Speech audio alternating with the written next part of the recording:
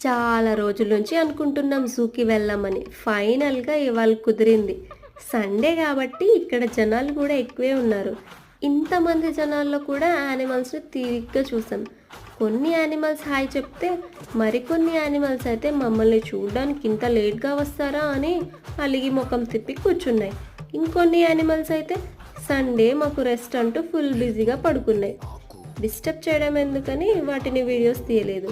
మీకు ఈ వీడియో నచ్చినట్లయితే లైక్, షేర్ అండ్ సబ్స్క్రైబ్ చేసుకోవడం మర్చిపోకండి. Thanks for watching. ఇది కదరా ఆకలే, ఇది కదరా ఆకలే.